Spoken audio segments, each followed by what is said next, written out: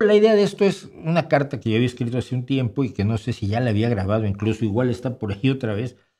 pero donde le trato de contar a un político que no sabe absolutamente nada de ciencia, porque los políticos pues, suelen no saber absolutamente nada de ciencia. Es una característica que tienen, ¿no? Generalmente son abogados, historiadores, filósofos, y no saben de ciencia. Y cuando saben de ciencia, pues tratan de que se les olvide porque les conviene para efectos de su obtención de votos y su quedabienismo con la mayoría de la gente, pues fingir que la ciencia les da exactamente igual y mejor clavarse en cuestiones de supercherías y demás.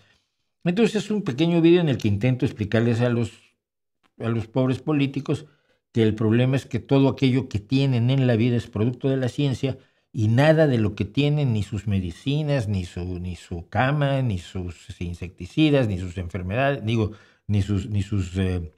curaciones, ni su automóvil, ni el edificio en el que están viviendo, ni la ropa de sus hijos, ni absolutamente nada se los ha dado la filosofía, la religión o las creencias sobrenaturales y las pseudociencias, que todo se lo ha dado el conocimiento.